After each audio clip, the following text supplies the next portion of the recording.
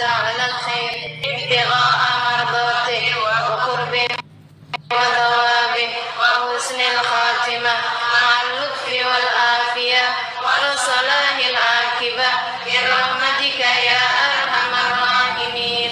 لحضرة النبي محمد صلى الله عليه وسلم وآله وصحبه وأزواجه وذريته وأهل بيته وسلم وجميع الأنبياء والمرسلين والقوم أجمعين ونصوصا سيدنا المجيد الله محمد بن عيسى وكان مقدم محمد بن علي بألوي سيد الحرم عبد الله بن أبو بكر العيدروس فآخر الوجود الشيخ بكر بن سالم وسلم فرمت من صاحب راتب عبد الله بن الحداد أحمد بن زين الحبشي بن عبد الحبشي ثم إلى روح الإمام الغزالي محمد بن محمد الغزالي ثم إلى روح أربعة الأئمة المجتهدين ومقلدين في الدين علماء عاملين فقهاء المحدثين والقراء المفسرين وسادة الصوفية المحققين أجمعين أن الله يغفر لهم ويرحمهم ويعلي درجاتهم في الجنة وينفعنا ببركتهم وأسرارهم وأنوارهم وعلومهم ونفحاتهم في الدين والدنيا والآخرة. الفاتحة. بسم الله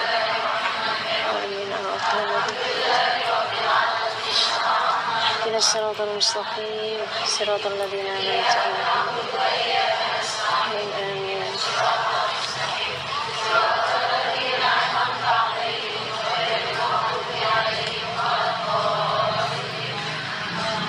بسم الله الرحمن الرحيم. وأما اليدان فعليك ببسطهما في الصدقات وإعانة المسلمين في الحاجات وفي كتابة العلم والحكمة وفي اكتساب الحلال بنية الاستعانة على الدين. Adapun dua tanganmu maka kamu perlu untuk membukanya lebar-lebar dalam sedekah. Kamu perbanyak sedekah, kamu bantu orang Islam untuk mendatangkan hajat mereka, dan juga kamu pakai tanganmu tersebut untuk menulis ilmu ataupun hikmah, kebijakan-kebijakan ya, kebijaksanaan-kebijaksanaan.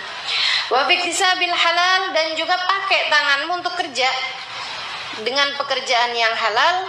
Nah, bekerjanya ini harus niatnya benar, yaitu biniyatil isti'anah ala din, dengan niat membantu melaksanakan agama. Karena kita melaksanakan agama juga mesti ada dunianya, mesti ada duitnya. Hadir majlis perlu duit, ya. Mau sholat aja perlu pakai mukena, perlu beli mukena, kan begitu ya.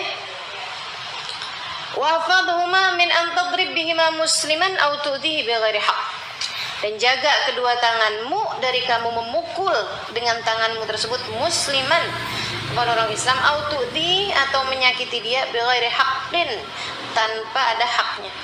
Nah, ini nggak pantas kalau orang udah ngaji gitu kan, kemudian jambak-jambakan. Pernah ketemu nggak orang begitu? Ya, ada ya, tapi bukan orang ngaji biasanya. Nah, kalau kita ngaji terus kerjaannya sama anak jewer, sama suami mukulin, sama saudara-saudara juga, gitu kan ya. Masih ada yang suka hal-hal yang tidak baik seperti itu, gitu.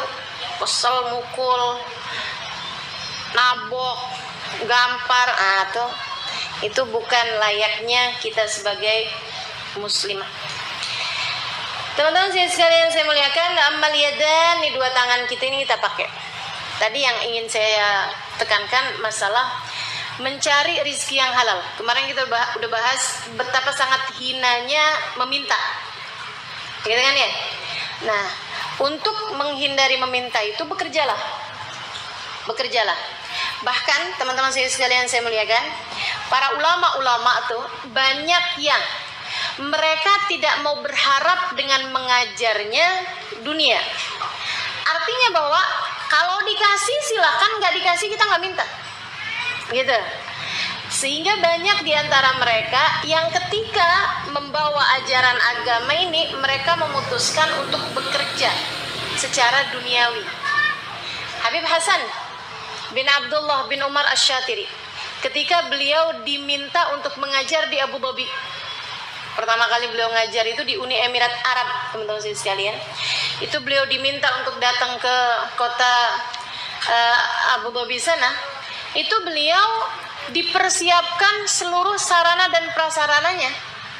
Dan beliau juga sama pemerintahannya mau ditetapkan gajinya, serta juga akan ditetapkan, maksudnya orang-orang kaya di sana akan memberi kepada beliau.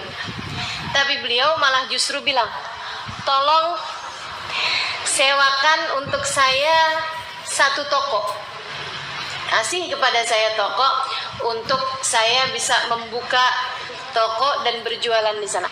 Bersama dengan beliau sudah dipersiapkan segala sesuatunya. Beliau mintanya, saya minta dibukakan toko aja. Beliau bilang, saya mau jualan kitab, saya mau jualan minyak wangi, mau jualan siwak, mau jualan barang-barang deh, mau jualan apalah ya, kurma misalnya, madu misalnya gitu. Mau jualan aja, kata beliau. Kenapa gitu, wahai Habib Hasan? Kenapa minta dibuatin toko? Agar saya tidak berharap. Agar saya tidak berharap. Doa gitu tuh di habis selesai baca Waqiah. Gitu ya. Ya Allah, Allahumma sun wujuhana anis sujudi illa lak wa sunna anil hajati illa ilaik. Ya Allah, jaga nih muka saya biar enggak sujud kecuali kepadamu. Jaga ya Allah muka saya untuk enggak minta kecuali kepadamu.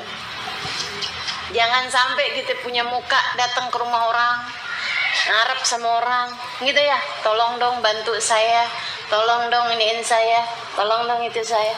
Oke, alhamdulillah teman-teman sekalian saya muliakan. Kita buat majelis, alhamdulillah nggak ada ceritanya tuh yang sampai minta-minta gitu kan ya.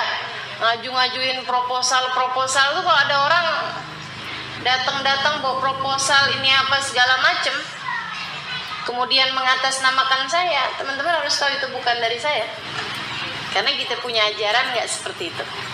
Kita punya cara tuh nggak kayak gitu modelnya, gitu kan? Kalau mau nyari, kalau mau mintanya sama yang punya aja. Nggak ada yang punya kecuali Allah Subhanahu Wa Taala. Udah, dan tenang aja. Itu kan urusannya kalau kita mau buat majelis, urusannya itu kan majelisnya Allah, majelisnya Rasulullah. Kalau bener niatnya bakal diurusin. Bakal diurusin, nggak kurang-kurang, teman-teman saya sekalian. Alhamdulillah, gitu. Nah, apalagi jika kemudian para ulama-ulama kita tuh, para ulama-ulama kita itu mereka buat urusan dunia, buat urusan akhirat aja, buat urusan dakwah aja, mereka nggak mau kok minta-minta sama orang. Apatah lagi buat urusan dunia mereka, gitu. Jadi kalau kemudian ibu-ibu pas lagi di rumah ada orang datang, ini nih Ustaz Ali mau beli mobil, tolong sumbang dong, kesian. Kalau jalan pergi ke majelis itu mobilnya ganti-ganti, kesian.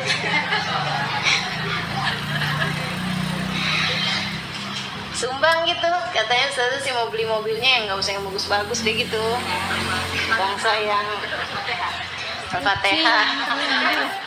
Ya. Itu kamu harus tahu bahwa itu pasti bukan dari saya, ya, pasti bukan dari saya. Kita para ulama-ulama kita nggak ada ceritanya kayak begitu.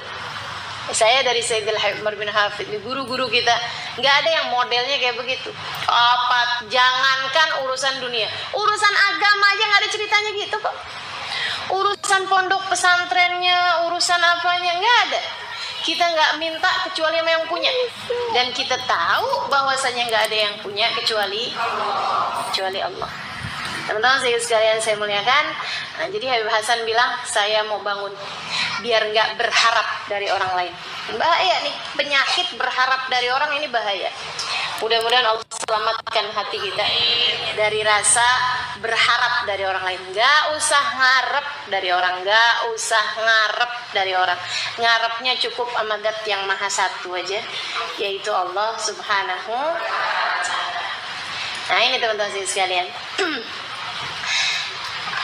Kita bilang pada Allah Subhanahu wa taala, wa anta mi wara'i dzalika kullih ahlul mat'ata wal mana'. Bersama dengan semuanya ya Allah, Engkau yang ngasih sebenarnya. Nih kita nih kalau misalnya Allahumma sun wujuhana bil yasar. Kita doa nih, doa Waqiah nih. Ya Allah, jaga muka saya ini dengan kecukupan. Kita cukup semuanya sehingga enggak harus minta-minta. Wala tuhinna bil iktar. Jangan hinakan kami ya Allah dengan menengadahkan tangan berharap kepada orang lain. Jangan buat kami hina dengan menengadahkan tangan meminta kepada orang. Fanastarzik talib rizki. Akhirnya ya Allah kami kemudian minta rizki dari orang yang sama juga, sama-sama dikasih rizki darimu. Semua orang ini sama, nggak ada yang satu ngasih rizki, yang satu diberi rizki, nggak ada. Mau dia suami kita sekalipun, mau dia orang tua sekalipun, sama-sama aja. Sama-sama statusnya diberi rizki.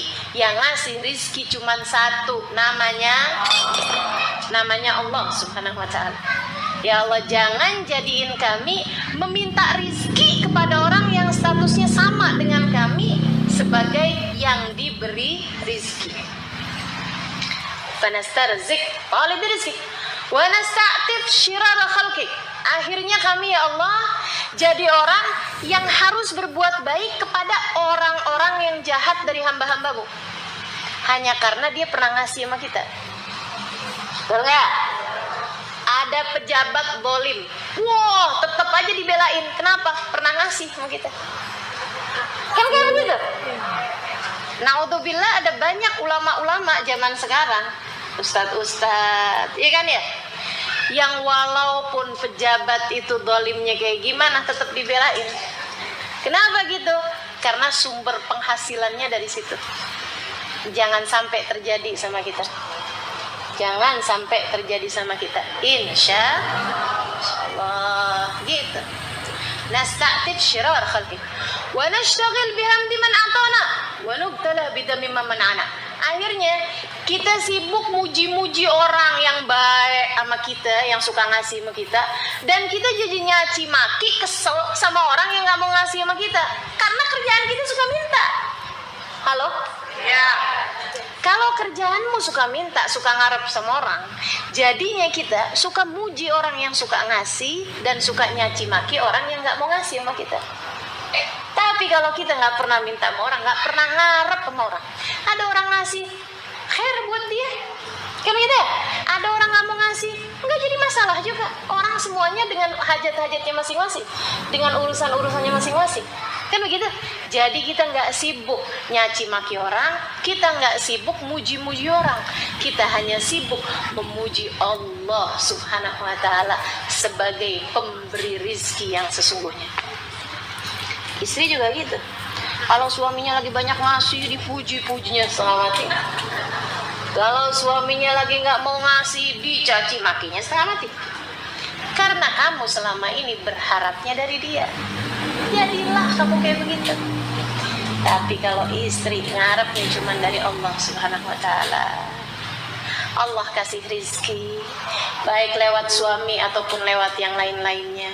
Ini dia, nggak sibuk muji-muji suaminya ketika dia ngarep sesuatu. Dia akan sibuk memuji suaminya sebagai jalan surganya. Dia hanya akan sibuk memuliakan suaminya sebagai kemuliaan baginya di hari akhirat. Dan dia nggak akan pernah mau mencaci maki suaminya, walaupun suaminya tidak sedang memberi kepada dia. Kenapa? Karena dia ngarepnya hanya kepada Allah subhanahu wa ta'ala. Gitu tuh cara kita terhadap urusan dunia, gitu ya. Wa anta min wara'i dzalika kullih ahlul ata'i. Padahal ya Allah, yang sebenarnya hanya Engkaulah satu yang bisa memberi, hanya Engkaulah satu yang bisa menghalangi pemberian.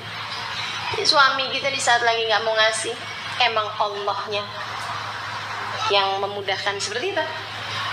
Ketika kemudian suamimu mau ngasih, karena Allah yang menggerakkannya untuk memberi padamu.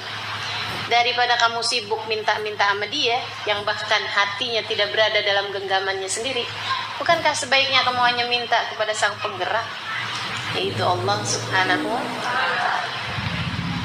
Allahumma kama sunta wujuhana ila sujudi ilalak wa sunnana al-hajati ilaik bijudik wa karamik wa fadlik ya arhamar rahimin ya arhamar rahimin ya arhamar. Ya Allah, sebagaimana Engkau jaga wajah kami dari sujud tidak kepadamu, kita dijaga sama Allah untuk tidak sujud kepada berhala, tidak sujud kepada api, tidak sujud kepada patung-patung Bunda Maria dan lain sebagainya. Teman-teman sekalian, ya Allah, jagalah pula wajah ini dari meminta, dari berharap kepada selain-Mu ya Allah.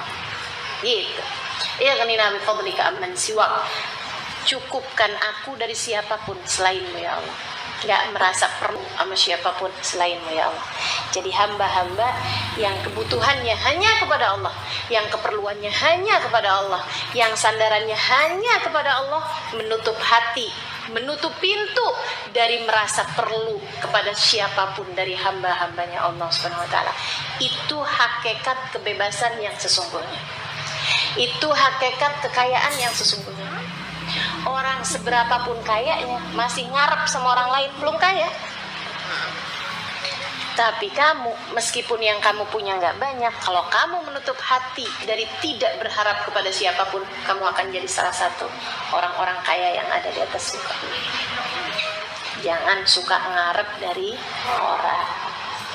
Ngarepnya cukup hanya dari Allah Subhanahu wa ta'ala. Kerja deh, katanya Imamul Haddad. Ya, kerja. Syaratnya kerja ini mesti 2, biar dia bisa jadi ibadah. 1, niatnya mesti benar. 2, caranya mesti baik.